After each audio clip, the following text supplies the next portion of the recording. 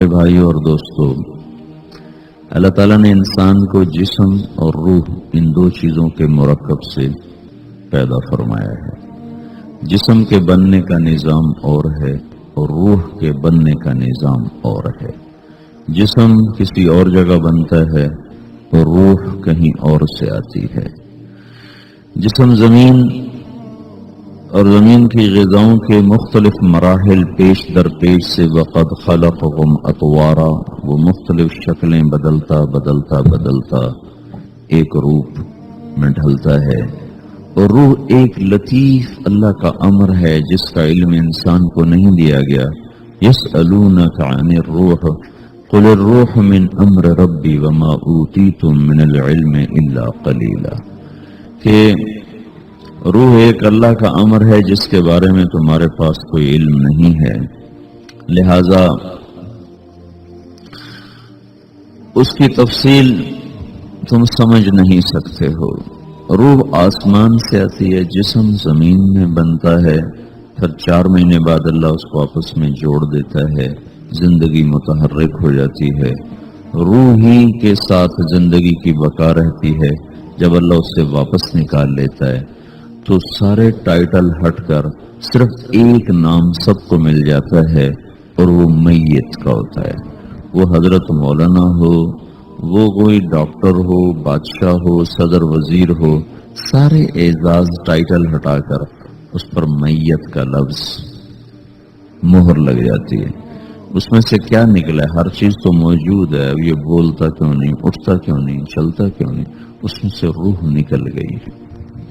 روح ہمارے جسم کی اصل ہے، اسے نکال دو تو جانوروں کو بھی پتا ہے کہ اب یہ بے جان چیز ہے، چیونٹیاں کیڑے مکوڑے بھی اس کو کھانے لگ جائیں گے، جانور بھی کھانے لگ جائیں گے، زمین بھی اس کو گلانے لگ جائے گی، ہوائیں اس کو متغیر کرنے لگیں گی۔ روح انسان کے اندر ایک چلتا ہوا زندگی کا کارواں ہے، اسے جب اللہ واپس بلاتا ہے تو اللہ یتوفی الانفس حین موتها والتی لم تمت فی منامها۔ موت کیا چیز ہے؟ اس کے 200 جواب ہیں سائنس کی کتابوں میں، اور 200 جواب بذات خود بتا رہے ہیں کہ یہ ایک جواب بھی ٹھیک نہیں ہے، اور قرآن ایک جواب دیتا ہے اور وہی حرف آخر ہے، قل یتوفاکم ملک الموت اللہ یتوفی الانفس حین موتها۔ اللہ ہے جو تمہاری روحوں کو موت کے وقت کھینچ لیتا ہے، تمہارے جسم سے نکال لیتا ہے۔ تو میرے بھائیوں،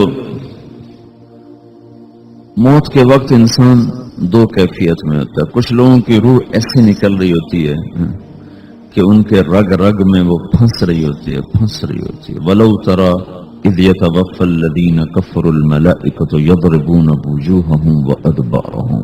کاش تم دیکھ سکتے وہ منظر جب اللہ کے فرشتے نافرمانوں کی روح کو نکال رہے ہوتے ہیں تو ان کے منہ پہ بھی مارتے ہیں، ان کی کمر پر بھی مارتے ہیں۔ اور اخرجوا انفسکم اليوم، نکالو آج اپنی روحوں اور جانوں، اب تم بچ نہیں سکتے ہو۔ وہ پیچھے ہٹنا چاہتے ہیں، رب ارجعون، مجھے واپس کر دے تھوڑی دیر کے لیے، لعلی اعمل صالحا، اب میں پورا ٹھیک مسلمان بن کے چلوں گا۔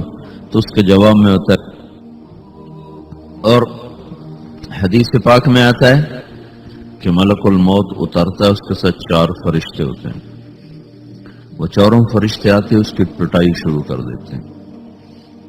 ابھی پرسوں یہ حدیث میں نے پڑھی ابن ماجہ میں کہ ملک الموت کہتا ہے ایتها النفس الخبیثہ کانت فی الجسد الخبیث، اے خبیث روح جو خبیث جسم میں تھی، اخرج، باہر آؤ۔ اب وہ واپس تو ہو نہیں سکتا، اپنے آپ کو روک تو سکتا نہیں، تو وہ حیران، پریشان، خوف زدہ، تو اس کے جواب میں اس کو ملک الموت کہتا ابشری بحمیم وغساق وآخر من شکلہ ازواج، تیار ہو جا خوفناک عذاب کے لیے اور کھولتے پانیوں کے لیے، کانٹے دار جھاڑیوں کے لیے، اور بے شمار عذاب کی شکلوں کے لیے۔ تو اس کی روح کو جب کھینچتے ہیں تو رگ رگ سے وہ کٹ کے نکلتی ہے، تو سارا وجود زیر و زبر ہوتا ہے، سکرات کا درد ساری دنیا کے دردوں پر حاوی ہے، جب اس کی روح نکلتی ہے اور اس کو لے کر آسمان پر چلتے ہیں تو دروازے پر پہنچتے ہیں تو اندر سے فرشتے پوچھتے ہیں کون ہے؟ کہتے ہیں فلاں فلاں کا بیٹا ہے. کا نفس خبیثہ فی الجسد الخبیث، یہ تو وہی بدماش ہے جو بدماش جسم میں تھا، یہ وہ بدبخت روح ہے جو بدبخت جسم میں تھی، اس کے لیے آسمان کے دروازے نہیں کھل سکتے، اسے واپس کر دیا جائے. تو آسمان کے دروازے لا تفتح لهم ابواب السماء ولا يدخلون الجنة حتى يلج الجمل في سم الخياط، کہ ان کے لیے آسمان کے دروازے نہیں کھلیں گے اور ان کے لیے جنت کے دروازے نہیں کھلیں گے. پھر یہ وہاں سے نیچے گرائے جاتے ہیں جو اللہ کا قید خانہ ہے سجین. وما ادراک ما سجین کتاب مرقوم، وہ تمہیں خبر نہیں کہ وہ کیا خوفناک قید خانہ ہے جو اللہ تعالیٰ نے بنایا ہے، اسے وہاں دھکیل دیا جاتا ہے. پھر قیامت تک اس کے لیے انتظار کی گھڑیاں ہیں اور عذاب کی شدت ہے.